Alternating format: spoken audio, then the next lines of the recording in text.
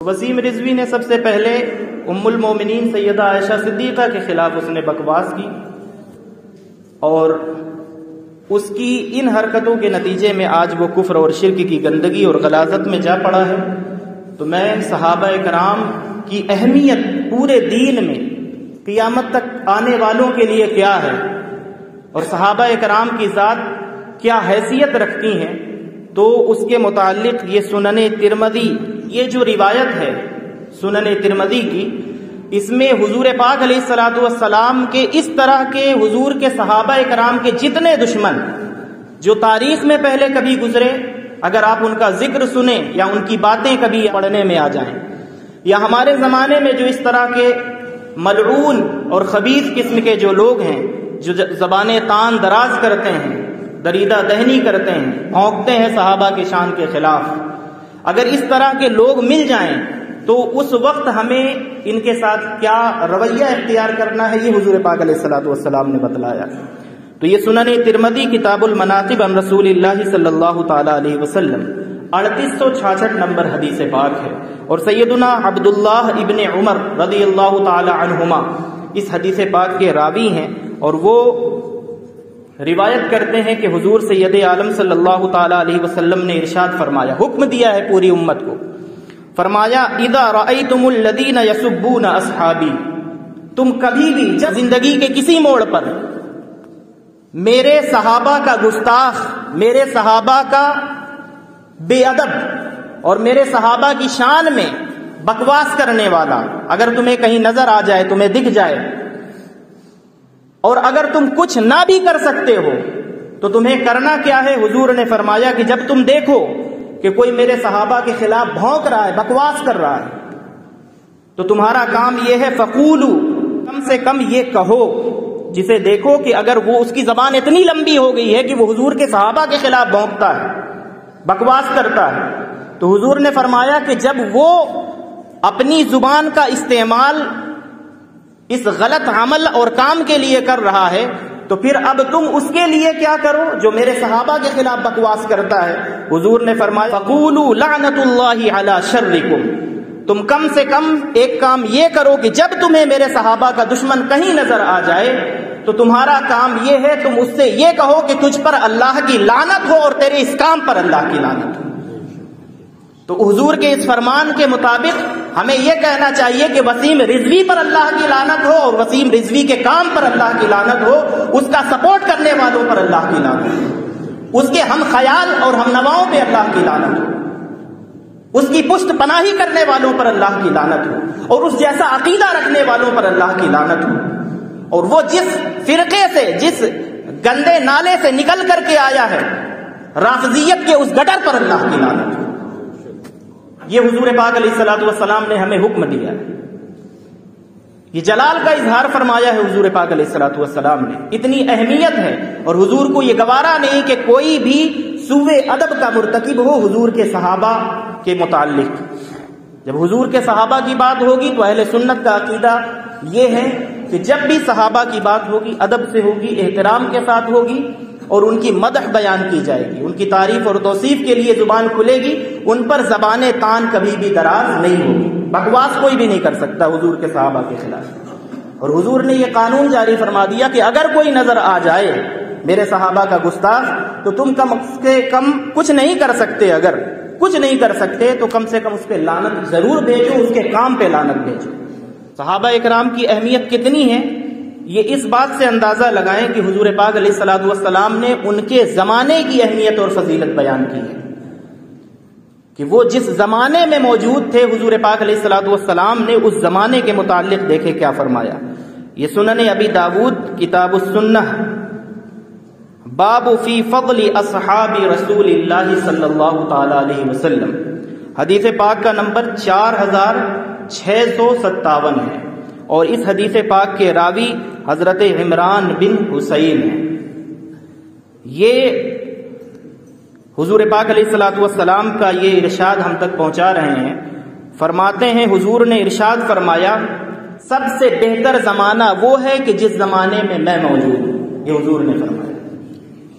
حضرت آدم علیہ السلام سے لے کر جتنے بھی زمانے گزرے ہیں یا گزریں گے ان تمام زمانوں میں سے سب سے بہتر زمانہ کس کا ہے؟ مصطفیٰ جان رحمت کا زمانہ ہے، کہ جس میں حضور فرماتے ہیں جس زمانے میں میں موجود ہوں میرا زمانہ سب سے بہترین زمانہ ہے۔ پھر حضور سید عالم صلی اللہ تعالی علیہ وسلم نے اپنے جسٹ بعد فرمایا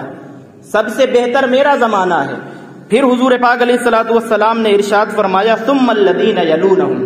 پھر ان کا زمانہ ہے جو میرے ساتھ یعنی میرے دامن سے وابستہ ہے، صحابہ کرام۔ پھر ایک مرتبہ اور فرمایا ثم الذین یلونہم،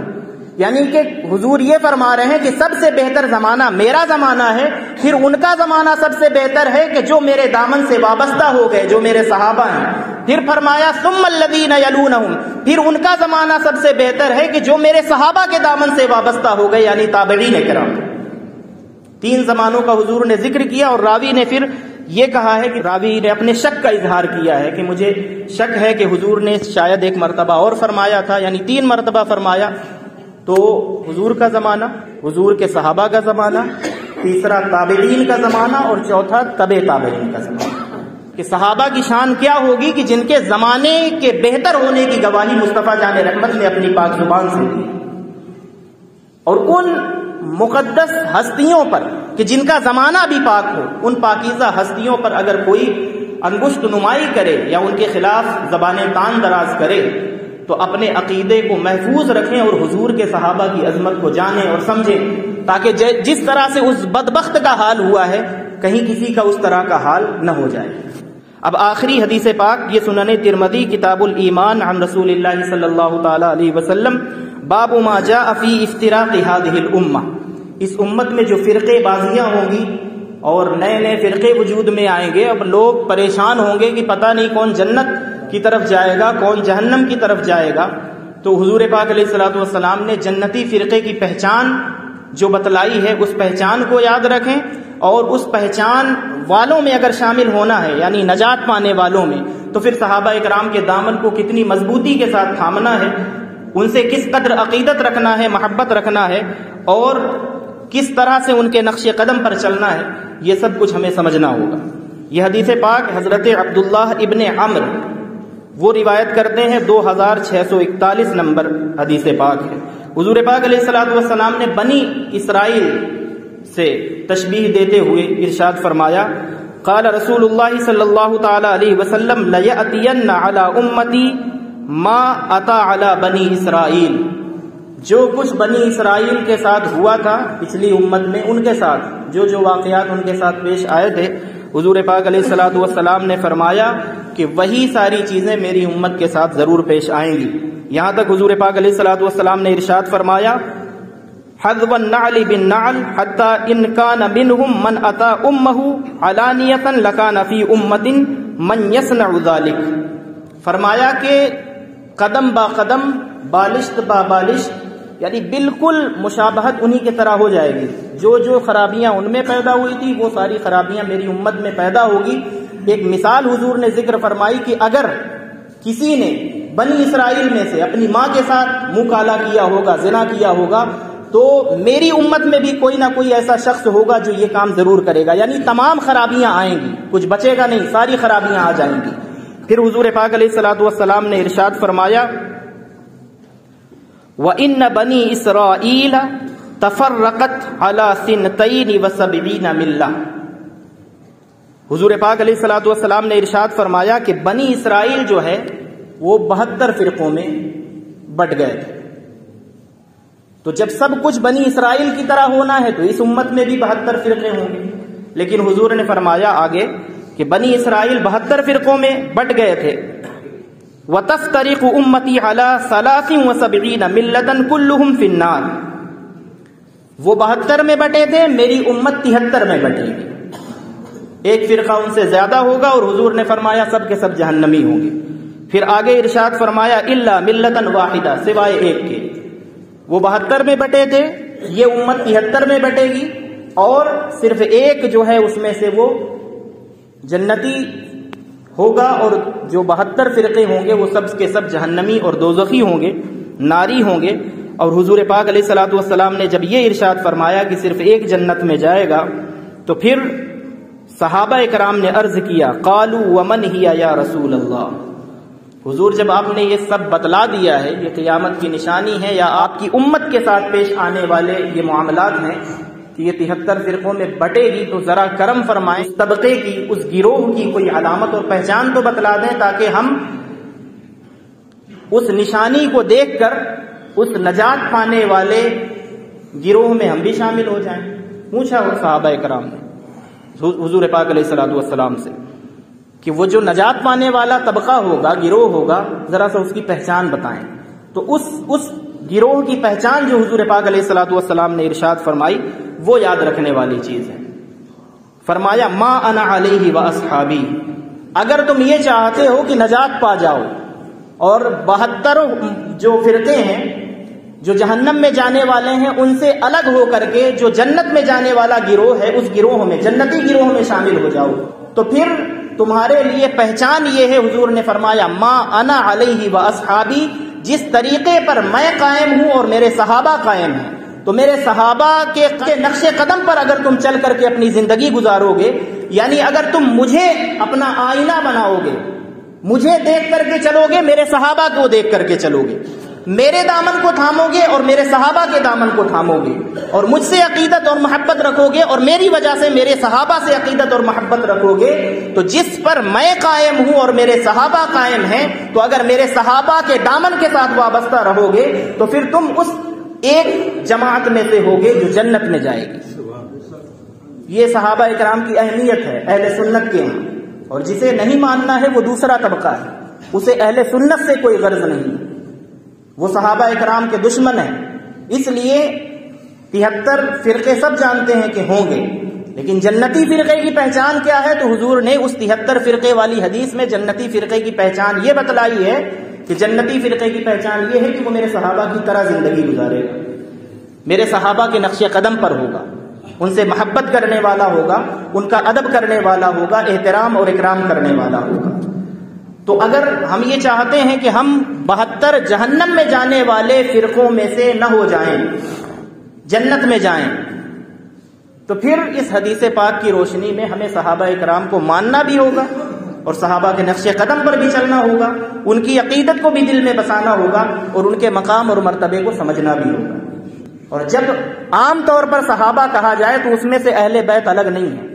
صحابہ کا ٹائٹل سب کے لیے شامل ہے، حضور کی بیویوں کے لیے بھی، بیٹیوں کے لیے بھی، اور حضور کے وہ تمام رشتہ دار جو حضور پر ایمان لائے سب شامل ہیں۔ صحابہ اور صحابیات کہا گیا سب شامل ہیں۔